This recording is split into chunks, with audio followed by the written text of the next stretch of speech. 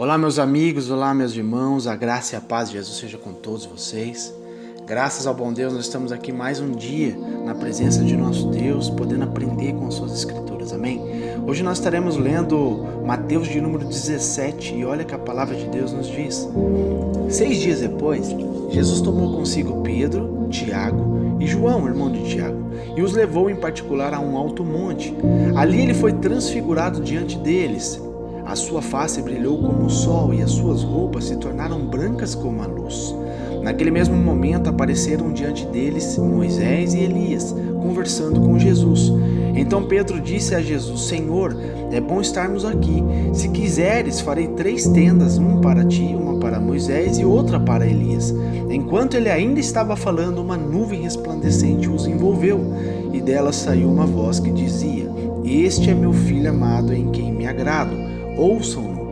Ouvindo isso, os discípulos prostraram-se com o rosto em terra e ficaram aterrorizados. Mas Jesus se aproximou, tocou neles e disse: Levantem-se, não tenha medo. E erguendo eles os olhos, não viram mais ninguém a não ser Jesus. Enquanto desciam do monte, Jesus lhe ordenou: Não contem a ninguém o que vocês viram, até que o Filho do Homem tenha sido ressuscitado dos mortos. Os discípulos lhe perguntaram: Então por que os mestres da lei dizem que é necessário que Elias venha primeiro? Jesus respondeu: De fato, Elias vem e restaurará todas as coisas, mas eu lhes digo, Elias já veio, e eles não o reconheceram, mas fizeram com ele tudo o que quiseram. Da mesma forma, o Filho do Homem será maltratado por eles. Então os discípulos entenderam que era de João Batista que ele tinha falado. Quando chegaram onde estava a multidão, um homem aproximou-se de Jesus e ajoelhou-se diante dele. E disse: Senhor, tenha misericórdia do meu filho. Ele tem ataques e está sofrendo muito. Muitas vezes cai no fogo ou na água. Eu o trouxe aos teus discípulos, mas eles não puderam curá-lo. Respondeu Jesus: Ó geração incrédula e perversa, até quando estarei com vocês? Até quando terei que suportá-los? Tragam-me o menino. Jesus repreendeu o demônio, este saiu do menino e desde aquele momento ele ficou curado. Então os discípulos aproximaram-se de Jesus em particular e perguntaram: Por que não conseguimos expulsá-lo? Ele respondeu: Porque a fé que vocês têm é pequena. E eu lhes asseguro que se vocês tiverem fé do tamanho de um grão de mostarda, poderão dizer a este monte: Vá daqui para lá, e ele irá, nada lhe será impossível.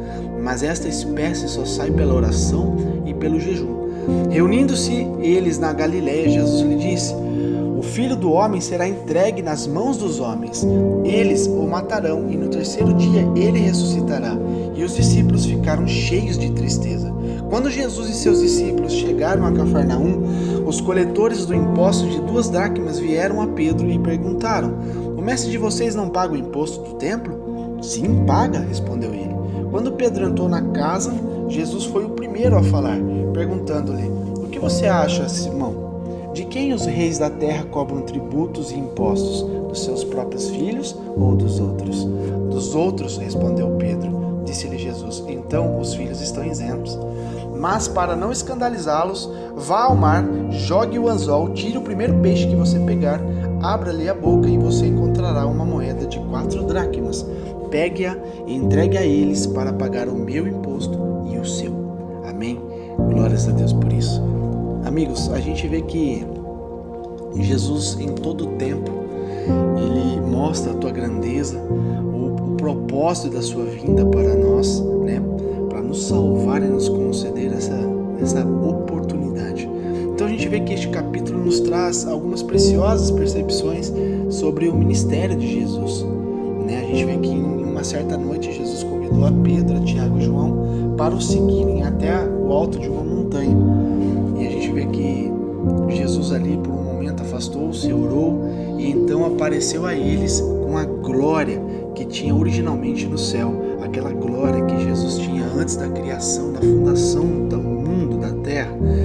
Então Jesus apareceu para ele no plano perfeito, o que realmente ele é, né? Revestido da sua glória, da sua majestade.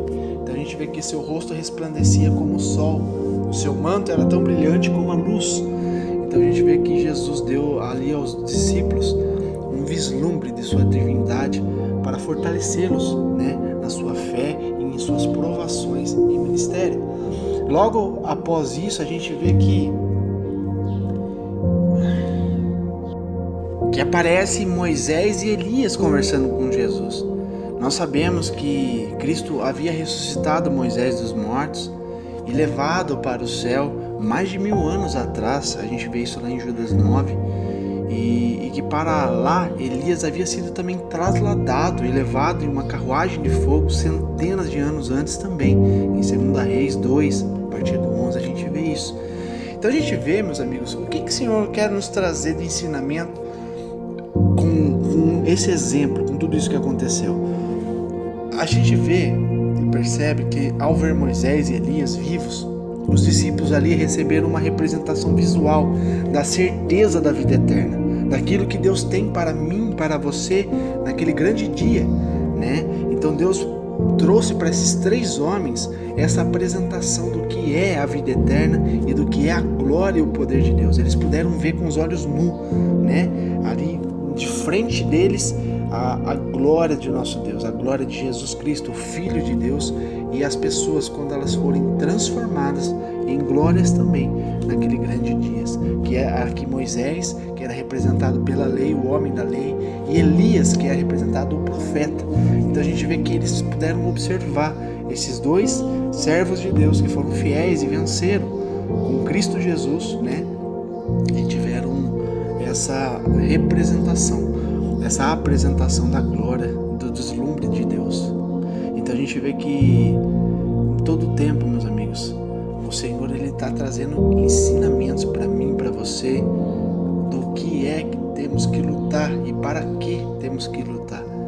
E logo após isso, eles observarem essa grandeza de Deus, eles ali tentaram fazer, né, 3 tendas, uma para Jesus, uma para Moisés, uma para Elias. E logo que eles estavam falando, o Senhor já os envolveu na glória, naquela nuvem, que eu acredito que é a mesma nuvem que envolvia Moisés lá no monte para falar com Deus. E a gente vê que nisso a voz de Deus é apresentada também a eles e dizendo: este é meu filho amado, em quem eu me agrado, escutai-o. Então é a mesma voz que falou lá com João Batista quando estava batizando Jesus, e também disse a mesma fala. Então a gente vê, olha a grandeza e a glória de Deus trazendo essas experiências a esses 2 homens, a esses 3 homens que estavam ali presentes a Jesus. E Ele quer trazer para mim e para você esse ensinamento, que nós estamos servindo a esse Deus Todo-Poderoso, que nós também temos essa oportunidade de ouvir a voz de Deus, de ver a grandeza do nosso Senhor através das obras. E eu creio que todos aqueles que forem fiel, sabe, temente a Deus, não desviar o seu caminho nessa caminhada, nessa trajetória, nós também poderemos, né, ver esse deslumbre do nosso Deus e participar dessa grandeza e sermos transformados em glória, assim como Moisés e Elias também foram. Então a gente vê aqui, para fechar esse ensinamento aqui dessa parte do texto, o Senhor mostrou ali Elias, Moisés, né, que um passou pela morte natural, que foi Moisés, e ele foi ressuscitado, foi transformado em glória, e Elias, que foi o homem que não experimentou a morte natural, ele foi trasladado, ele foi levado vivo para o céu. Então essas são as 2 oportunidades, né? Aqueles que já morreram, aqueles que vão morrer antes da vinda de Jesus, que será ressuscitado, e aqueles que tiverem a oportunidade daqui naquele grande dia, quando o Senhor Jesus se apresentar para nós, né, seremos transformados, trasladados para o céu vivos. Então é algo muito sobrenatural, muito lindo, que eu e você possamos ministrar nessa palavra e fortalecer a nossa fé para que nós possamos vencer todas essas coisas. Amém? Continuando aqui, a gente vê que posterior a isso, Jesus começa a descer do monte, dizendo para eles, né, o que eles devem fazer. E nisso apresenta mais um homem dizendo que o seu filho está endemoniado, né, está com essa casca de demônios nele, e os seus discípulos não tiveram autoridade para expulsar e curar aquele menino. Aquele menino estava se machucando por causa daquilo, né, com o fogo, com a água, e ali Jesus ele repreende novamente, né, os seus discípulos, e nós, para os dias de hoje, né, dizendo que, ó geração incrédula e perversa, até quando estarei com vocês? Né? Ele está trazendo ensinamento para os seus discípulos, o que eles devem fazer, né? Se santificar, se purificar, para que eles possam, né, suportar todas aquelas coisas. E a gente vê que os seus discípulos não conseguiram. E Jesus logo repreende ali aquele demônio e o menino fica curado. E depois os discípulos perguntam a Jesus: por que, Jesus, nós não conseguimos? O Senhor só colocou a mão ali e curou ele. E por que nós, discípulos que estamos te seguindo, estamos usando o teu nome para fazer isso e não conseguimos expulsá-lo? E Jesus respondeu que por causa da fé deles era muito pequena, eles não estavam exercitando da forma correta. Então muitas das vezes, meus amigos, eu e você não estamos exercitando a nossa fé do jeito que é devido. Eu e você não estamos alimentando, regando a nossa fé da forma que é devido. Nós temos que sempre, todo o tempo, estar exercitando a nossa fé, crendo, sem duvidar no coração, né? Por mais que seja do tamanho de um grão de mostarda, como Jesus aqui referiu a eles, né? O poder de falar aos montes e eles se movimentarem. Ele quer dizer que nada é impossível para quem tem fé. A fé em Deus, a fé em Cristo Jesus. Nós temos que sim, todos os dias, estarmos meditando nessa palavra e trazer sobre nós o fortalecimento espiritual, que a nossa fé é algo primordial que nós temos que alimentar todos os dias. E como que nós alimentamos? Jejuando, orando, clamando a Deus, conversando com Deus e crendo. Nisso a nossa fé começa a crescer cada dia mais, porque o Senhor vai se revelando a nós. Amém? Então, ali para finalizar esse argumento, Jesus ainda diz que essa espécie de demônio só sai pela oração e pelo jejum. Tem coisas no mundo espiritual, na parte maligna, que só sai com oração e jejum, coisas grandes, coisas que são terríveis, né? E Jesus traz esse ensinamento que nós temos sim que permanecer em oração e jejum para termos cada dia mais autoridade de expulsar essas coisas. Amém? E posterior a isso, ele diz ali também sobre os mandamentos. Chegou ali os mestres da lei, né, os cobradores de impostos, também os coletores de impostos disseram a Pedro, né, por que o mestre de vocês não paga o imposto do templo? E ele falou assim, não, ele paga sim, claro que paga. E logo Jesus, já observando essas coisas, ele questionou a Pedro, o que ele estava dizendo? Né, que nós não pagamos os tributos. E Jesus fala assim, o que você acha, Simão? De quem esses reis da terra cobram tributos e impostos? De seus próprios filhos ou dos outros? O que ele está dizendo? Quer dizer, eles fazem o que eles estão pregando aqui? Eles estão cobrando impostos e eles cobram impostos dos seus filhos também? Com toda certeza que não. Eles são injustos, né? Jesus dizendo aqui a Pedro.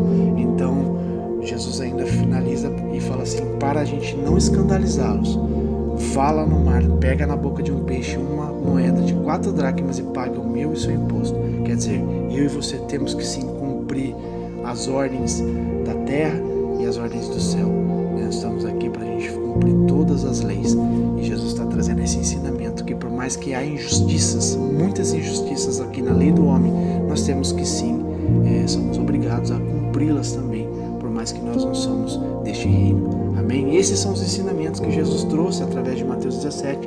Eu creio que trouxe esclarecimento para mim e para você, e que nós possamos meditar nessa palavra e termos a certeza que esse grande dia virá, onde nós poderemos participar dessa glória de Jesus, e que eu e você, sua família, seus amigos, todos que Jesus colocarem nos teus caminhos, você possa trazer essa palavra ao coração dela, para que ela também possa participar desse grande dia, que nós possamos ser transformados em glória, como Moisés e Elias foi. E nós viveremos e veremos a glória de nosso Deus nos nossos olhos. Amém? Essa é a grande bênção, essa é a grande conquista de todos os filhos de Deus que está passando por essas tribulações na terra.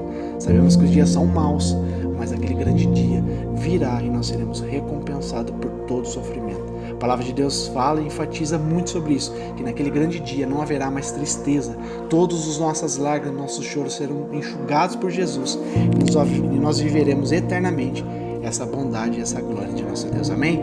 Que Deus te abençoe, que Deus te ilumine, que você fique na graça e na paz de Jesus Cristo.